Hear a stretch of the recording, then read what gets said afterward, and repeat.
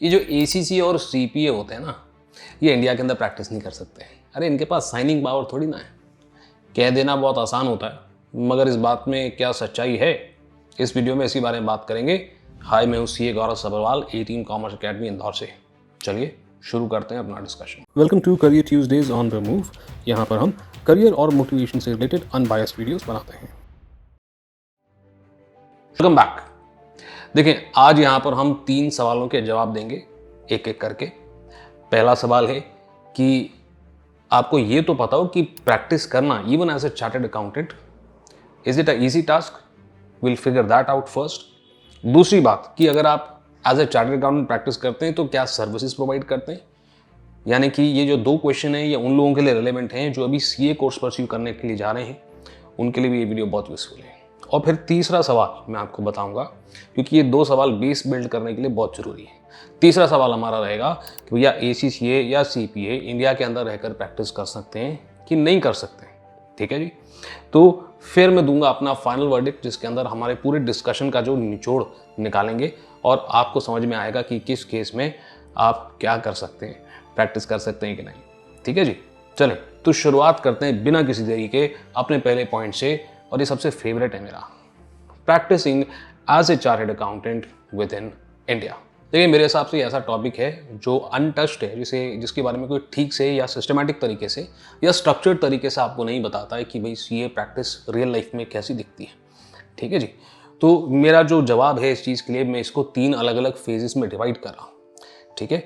और यहाँ पर हम समझेंगे कि अगर आपको एज अ चार्टर्ड अकाउंटेंट या एज एनी सर्विस प्रोवाइडर आपको प्रैक्टिस करना है, आपको अपना बिजनेस रन करना है, तो कौन से 3 फेजेस हैं जिसके थ्रू आपको गुजरना होगा।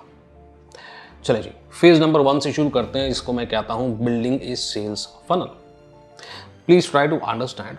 अब यहाँ पर कोई गाइडेंस तो हमें मिलती नहीं है, तो यहाँ पर सेल्स फनल का मतलब होता है कि हमें अब अपना एक बहुत स्ट्रॉन्ग नेटवर्क बिल्ड करना है।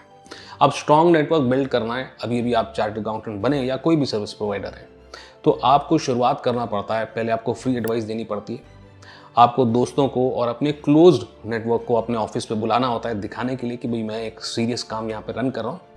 और आपका जो क्लोज्ड सर्कल होता है, हमारे दोस्त, हमारे रिश्तेदार या हमारे आसपास के जो जानकार हैं, उनसे हम बातचीत करते हैं और उन्हें बताते हैं कि भाई हमने प्रैक्टिस शुरू करी है, आप बताएं आपको अगर कोई ज़रूरत हो तो। हम यहाँ पर 2 चीज़ें हैं। पहली चीज़, एज ए प्रोफेशनल हमारे एथिक्स हमें रोकते हैं मार्केटिंग करने से, और दूसरा, एज ए प्रोफेशनल हमारे एथिक्स हमें रोकते हैं फीस अंडर कटिंग करने से। फीस अंडर कटिंग यानी कि कोई 1000 रुपये में सर्विस दे रहा है तो हम 200 रुपये में सर्विस दे दें, ये अलाउड नहीं है हमें। ठीक है। और मैंने भी कभी किया नहीं है, और मैं भी किसी एक नए या प्रैक्टिसिंग चार्टर्ड अकाउंटेंट को ये करने से स्ट्रांगली मना करता हूँ। चले, तो अब फेज़ 1 के अंदर आपने एक स्ट्रॉन्ग नेटवर्क बनाया, लोगों से बात करी, तो सर रिजल्ट क्या निकलेगा यहाँ पे? रिजल्ट ये निकलता है भैया, इस फेज़ के अंदर या तो आप बहुत ही कम या तो बिल्कुल भी कोई खास पैसा यहाँ पर आप कमाते नहीं हैं। अब ये नेटवर्क बिल्ड करने में और थोड़े थोड़े क्लाइंट आने में आपको 6 से 8 महीने का समय लग जाएगा। अगर आप सब कुछ बहुत अच्छे से कर रहे हैं, बहुत एफिशिएंटली नेटवर्क बना रहे हैं तो, है ना। ये मैं एक पॉजिटिव पिक्चर दिखा रहा हूँ आपको। हो सकता है कई लोगों को 1 साल या उससे ज़्यादा समय भी लग जाता है, बट फिलहाल मान के चलते हुए 6 से 8 महीना लग रहा है। दूसरे फेज़ पे अब आते हैं। दूसरे फेज़ को मैं कहता हूँ बिल्डिंग ट्रस्ट। देखिए, ऐसा है कि आपने अब एक ना नेटवर्क अपना बना दिया। अब कुछ कस्टमर्स हैं, कोई क्लाइंट्स हैं जो आपको ट्रस्ट करना अब शुरू कर चुके हैं। अब 2 काम हैं। एक तो या तो आप क्रॉस सेलिंग करेंगे, यानी कि इन्हीं क्लाइंट्स को बोलेंगे कि हम ये कुछ और सर्विसेज प्रोवाइड करते हैं जिनकी आपको ऑलरेडी ज़रूरत है, तो आप हमें इसके अंदर भी मौका दें। This is called cross selling. और दूसरी चीज़ जो आप करते हैं वो होती है कि अब आपको और रेफरेंसेस के थ्रू क्लाइंट्स मिलने शुरू हो जाते हैं। जो क्लाइंट्स को आप सेटिस्फैक्ट्री सर्विस दे चुके हैं, उन्हें समय देते हैं, अब वो आपके पास और अपने दोस्त और जानकार को भेजना शुरू करते हैं, और हमारा बिजनेस जो है तुरंत से पिकअप करना शुरू कर देता है। इस फेज के अंदर सबसे बड़ी प्रॉब्लम होती है अंडर कटिंग ऑफ फीस। बहुत ज़्यादा डिटेल मान ना जाते हुए आपको बड़ा क्लियरली बता दूं, ये जो कन्वेंशनल सर्विसेज होती हैं, जैसे कि इनकम टैक्स का रिटर्न फाइल करना, GST का रिटर्न फाइल करना, आजकल ना कोर्सेज वगैरह चल रहे हैं, जिसके चलते इवन BCom पास स्टूडेंट्स जो इन कोर्सेज को करते हैं, और जो नॉन कॉम्प्लिकेटेड IT रिटर्न्स हैं या GST रिटर्न्स हैं, उनको बड़ी आसानी से फाइल कर लेते हैं। और ये लोग या तो फ्री में या तो बहुत ही कम पैसे लेकर के ये सर्विसेज क्लाइंट्स को प्रोवाइड करते हैं। इवन लॉयर्स भी इस चीज़ के अंदर लगे हैं, बिकॉज वो कहते हैं भी हमको लॉ वगैरह की नॉलेज है, इसलिए हम भी इस काम के अंदर अच्छा काम कर सकते हैं, और लॉयर्स काफ़ी अच्छा काम करें, with all due respect to all the lawyers. Now मैंने अपने कई सारे दोस्तों को देखा है जो चार्टर्ड अकाउंटेंट्स हैं, हंड्रेड्स ऑफ क्लाइंट्स लूज करते हुए just because of undercutting of fees. और रिजल्ट यही होता है कि भैया जहाँ पर उनका 60,000 70,000 पर मंथ आ रहा था सेकंड फेज के अंदर, वहाँ पर अचानक से वो 20,000 25,000 पे आ जाते हैं per month, right. So this can happen and this happens. अब यहाँ पर रिजल्ट क्या निकलेगा सर? तो यहाँ पे भी रिजल्ट यही निकला है कि भाई हम लिटिल टू नो मनी, यानी कि हम अपना रेंट वगैरह निकाल लेते हैं ऑफिस का, मैक्स टू मैक्स घर के थोड़े बहुत खर्चे हमारे निकल जाते हैं, बट अभी भी सिचुएशन जो है टाइट है। तो ये सिचुएशन हमारी चल सकती है 2 से 3 साल। ये भी मैं एक बहुत पॉजिटिव सिनेरियो आपको बता रहा हूँ, बिकॉज इतना आसान नहीं होता प्रैक्टिस सेटअप करना, ठीक है ना। अब आते हैं फेज नंबर 3 पे, जिसको मैं कहता हूँ प्रैक्टिस को जमाना, यानी कि एस्टैब्लिश करना प्रैक्टिस को। अब यहाँ पर as a practising chartered accountant और कंपनी सेक्रेटरी और सीएमए इंडिया, हमारा काम यहाँ पर होता है कि अब हम स्टेबिलिटी और ग्रोथ की तरफ ध्यान दें, क्योंकि फेज 2 के एंड में आखिर में आते हुए आपके पास एक सेट ऑफ क्लाइंट्स हैं। आपको पता है कि हमने साल में इतनी इनकम तो किसी भी हालत में कमाई लेनी है, हमारे पास कुछ लॉयल क्लाइंट्स हैं। अब हमें स्टेबिलिटी के साथ साथ ग्रोथ की तरफ टारगेट करना है, यानी कि हमें सीरियसली अपने आप को अपस्किल करना है। हमारा जो छोटा मोटा नेटवर्क था हमारे जानकार लोगों का, उससे बाहर निकलना है, और हमें बहुत ही स्ट्रॉन्ग सोशल नेटवर्क जो है उसको ग्रो करना शुरू करना है। बड़े बड़े क्लाइंट्स और कंपनीज के बड़े बड़े एम्प्लॉयज़ जो हैं उनसे मिलना हमको अब शुरू करना है, एक स्ट्रॉन्ग नेटवर्क बनाना है। अब यहाँ पर भी 2 प्रॉब्लम्स आपके सामने आ सकती हैं इस फेज के अंदर। Problem number 1 is experienced professionals के साथ आपकी कंपटीशन। अब ये सिर्फ सीए में नहीं होता है, डॉक्टर्स के साथ भी ऐसा होता है। भाई आप खुद सोच के देखें, as a customer, as a patient, आपको कोई दिक्कत है तो आप किसी ऐसे डॉक्टर के पास जाएंगे जिसको 1 साल या 2 साल हुए प्रैक्टिस करते हुए, राइट, या फिर आप ऐसे डॉक्टर के पास जाएंगे जिसे 20 साल 15 साल हो चुके हैं, आपके पापा का भी इलाज, मम्मी बाप का भी इलाज उन्होंने किया था, और अब आप भी उन्हीं के पास जाएंगे, right. So obviously for new professionals, even in doctors और चार्टर्ड अकाउंटेंट्स और सीएस और सीएमए इंडिया, भाई आपको इन लोगों के साथ compete करना पड़ता है जब आप बड़े बड़े कस्टमर्स को अपना क्लाइंट बनाने जा रहे होते हैं, और ये आसान नहीं होता। प्रॉब्लम नंबर 2, अब जब हमारे पास बहुत सारा काम आ रहा होता है तो हमें कुछ एक्स्ट्रा हाथ चाहिए होते हैं, and therefore we need to form partnerships with other chartered accountants. और ये पार्टनरशिप्स में अंडरस्टैंडिंग मुश्किल होती है। कोई भी पार्टनरशिप आपको फॉर्म करनी है, वो प्रोडक्ट बेस्ड बिजनेस हो या सर्विस बेस्ड बिजनेस हो, ठीक है, एक रिलायबल पार्टनर ढूंढना बहुत मुश्किल होता है, एक अंडरस्टैंडिंग उनके साथ डेवलप करना बहुत मुश्किल होता है। आसान काम यहाँ पर ये नहीं होता है, ठीक है। और इसलिए ये एक बहुत बड़ा रोड ब्लॉक बन सकता है। अगर समय से आपके पास नंबर ऑफ पार्टनर्स नहीं बढ़ते तो हो सकता है कई बड़े क्लाइंट्स आपको ना मिले। तो अब यहाँ पे भी एक टाइमलाइन की बात कर लेते हैं। यहाँ पर भी आपको 2 से 3 साल और लग सकते हैं, यानी कि 4th ईयर से हम अगर काउंट करना शुरू करें तो आपको 6th ईयर तक लग सकता है। बट यहाँ पर एक सीरियस कंपाउंडिंग आपकी शुरू हो जाती है, और साल 10 साल अब आपकी इनकम बहुत तेज़ी से ग्रो होती है, ऐसी ग्रोथ जो जॉब के अंदर नहीं देखी जा सकती। चलो अब ये तो होगी सारी अच्छी बात। एक फैक्ट बात बोलूँ, मैं ऐसे कई सारे प्रैक्टिसिंग प्रोफेशनल्स को जानता हूँ, मैं सिर्फ सीए की बात नहीं कर रहा, प्रैक्टिसिंग प्रोफेशनल्स की बात कर रहा हूँ, इवन डॉक्टर्स की, जिन्होंने अपनी प्रैक्टिस जमाने की कोशिश करी, फेज 1 या फेज 2 की प्रॉब्लम्स को सॉल्व किया, मगर फेज 3 की प्रॉब्लम्स को सॉल्व नहीं कर पाए, और कभी भी अपनी प्रैक्टिस को एस्टैब्लिश ना होने के कारण, अपना पेशेंस रन आउट होने के कारण उन्हें फाइनली जॉब के लिए ही जाना पड़ा। और ऐसा बहुत लोगों के साथ होता है। और इसलिए यहाँ पर मैं कंक्लूड करने के लिए बोलना चाहता हूँ, यहाँ पर इस प्रैक्टिस की जो आप गाने गाते रहते हो ना, हलवा नहीं है प्रैक्टिस करना, ठीक है, तेजी से।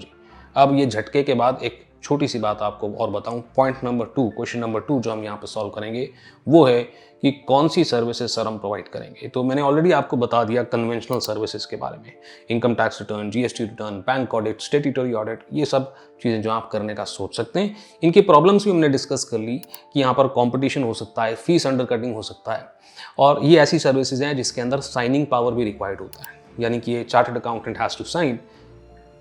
ये चीज़ एसीसी और सीपीए के पास नहीं होती। बट उसके बारे में थोड़ा सा और डिटेल में आगे चल करके बात करेंगे।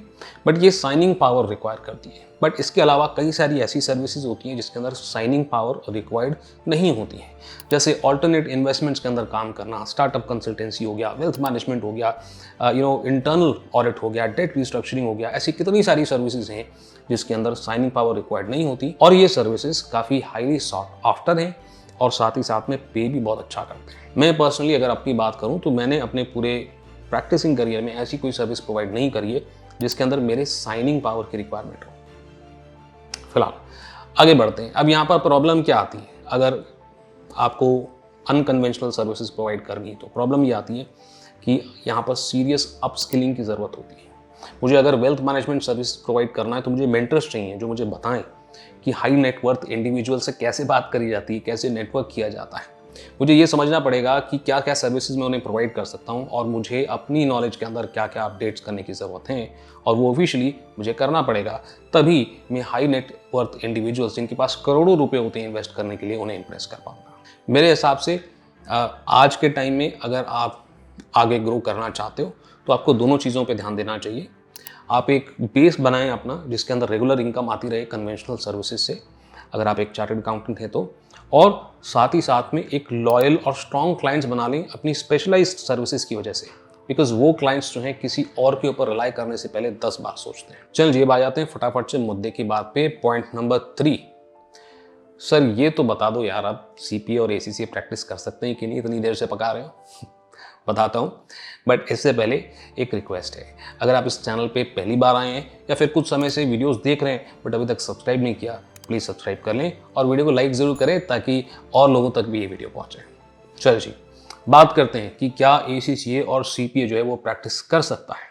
देखिए ऐसा है कि आईसीएआई अलाउ करता है सॉर्ट ऑफ कि आप मल्टी डिसिप्लिनरी फर्म्स फॉर्म कर सकते हो, इसके अंदर आप एसीसीएस और सीपीएस को पार्टनर बना सकते हो, बट उसके लिए काउंसिल की परमिशन चाहिए होती है, राइट।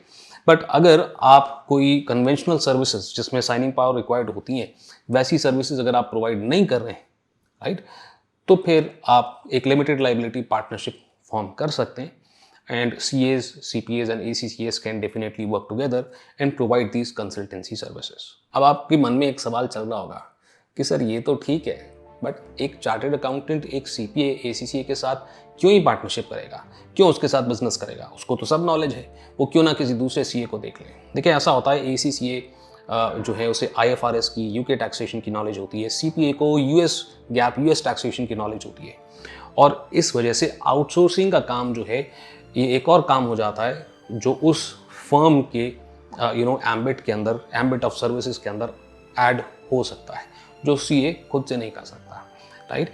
तो डेफिनेटली एक एसीसीए और सीपीए को फर्म के अंदर पार्टनर बनाने से फ़ायदा ये होगा कि इंटरनेशनल सर्विसेज भी आप प्रोवाइड कर सकते हैं। मैं इंदौर में हूँ, इंदौर रिलेटिवली छोटा शहर है और यहाँ पर भी कुछ चार्टर्ड अकाउंटेंट्स हैं जिन्हें मैं जानता हूँ जो इंटरनेशनल वर्क भी कर रहे हैं, तो डेफिनेटली पॉसिबल तो है ही। अच्छा बाकी सब छोड़ो, बिग फोर का एग्जाम्पल ले लें, राइट, पीडब्ल्यूसी, KPMG, Ernst and Young, Deloitte, ये सब तो यूके बेस्ड फर्म है, इंडियन फर्म्स तो है नहीं। इनकी एनुअल रिपोर्ट पे इनके साइन नहीं होते, साइन होते हैं इनके इंडियन पार्टनर्स के। तो इससे बड़ा एग्जाम्पल और क्या होगा कि बाहर की फर्म्स या बाहर के प्रोफेशनल क्वालिफिकेशन के लोगों के साथ भी आप पार्टनरशिप करके इंडिया में प्रैक्टिस कर सकते हैं। अच्छा सिर्फ इतना ही नहीं, टैक्सेशन की नॉलेज है, एक एसीसी और सीपीए में इतना दिमाग तो होता है कि वो कन्वेंशनल सर्विसेज के अंदर भी एक सीए को मदद कर सके अपनी टैक्स की नॉलेज को अपडेट करके। फिलहाल अब मैं आपको लाना चाहता हूँ फाइनल वर्डिक्ट पे, जिसकी हम पूरा डिस्कशन का निचोड़ निकाल लें, ठीक है जी। देखिए यहाँ पर बहुत 4 सिंपल बातें मैं आपको बोलूँगा। पहली बात, प्रैक्टिस आसान नहीं है, हलवा नहीं है, जान निकल जाती है एक अच्छी प्रैक्टिस को एस्टैब्लिश करने में। बहुत ही तगड़ा पेशेंस आपको चाहिए होता है, बहुत ही स्ट्रॉन्ग नेटवर्किंग स्किल्स चाहिए होते हैं, सर्वाइवल स्किल्स चाहिए होते हैं, अगर आपको एक स्ट्रॉन्ग प्रैक्टिस को डेवलप करना है और एस्टैब्लिश करना है तो, है ना। ये एस्टैब्लिश करना छोटा मोटा वर्ड नहीं है, बहुत बड़ा वर्ड है। मैं सिर्फ सीए की बात नहीं कर रहा, इवन एक डॉक्टर को अपनी एक स्ट्रॉन्ग प्रैक्टिस एस्टैब्लिश करने में बहुत मेहनत लगती है। दूसरी बात, कई सारी सर्विसेज ऐसी हैं जिसके अंदर साइनिंग पावर रिक्वायर्ड नहीं होती, एंड देयरफॉर यहाँ पर आप सीए की बात कर लो, एसीसी की बात कर लो या सीपीए की बात कर लो, भाई तीनों ही यहाँ पर बराबर होते हैं, मैं एक छोटा सा एग्जाम्पल दूँ आपको। मैंने ना एक पेंटिंग आर्टिस्ट को एक कंसल्टेंसी सर्विस प्रोवाइड करी थी। उनका काम अच्छा चल रहा था, बट मैंने उन्हें कहा कि अगर आप नेटवर्किंग और ब्रांडिंग के ऊपर ध्यान देंगे तो आप जो है अपनी इन्हीं पेंटिंग्स को ज़्यादा कीमत पे बेच सकेंगे and therefore you will be able to bag more profits. और मैंने यही करने में उनकी मदद भी करी। अब यहाँ साइनिंग पावर रिक्वायर्ड है क्या? Of course not. तीसरी बात, अब अगर आप प्रैक्टिस करना चाहते हैं as a CA, as a CPA और ACC और एनी अदर प्रोफेशनल क्वालिफिकेशन, तो मेरे हिसाब से बेस्ट तरीका तो ये होता है कि किसी और के यहाँ जाके गलतियाँ करो। यानी कि पहले जॉब करो, काम सीखो, एक्सपोजर लो और उसके बाद अपनी प्रैक्टिस करो। जब आप ऐसा करते हैं तो आपके सक्सेस के चांसेस कई गुना बढ़ जाते हैं। और चौथी और फाइनल बात जो मैं आपको कहूँगा कि अगर आपको प्रैक्टिस करना है एक छोटे से शहर में और आपने मन बना लिया कि नहीं मेरे को कन्वेंशनल सर्विसेज ही प्रोवाइड करनी है, फिर चार्टर्ड अकाउंटेंसी आपके लिए बेस्ट ऑप्शन है। फिर CPA और ACCA सोचने की आपको ज़रूरत नहीं है। अदरवाइज अगर आप अनकन्वेंशनल सर्विसेज प्रोवाइड करना चाहते हैं तो CPA, ACCA, CA तीनों को मैं सही मानता हूँ। मैं उम्मीद करता हूँ कि ये डिस्कशन से आपको थोड़ी सी क्लैरिटी मिली होगी। आई एम 100% श्योर आपके कुछ और भी डाउट्स होंगे इस चीज़ को लेकर के, तो कमेंट ज़रूर करें और मुझे बताइए लाइक करके और सब्सक्राइब करके कि ये वीडियो आपको कैसी लगी। अभी के लिए इतना ही। मैं आपसे मिलता हूँ अगली वीडियो।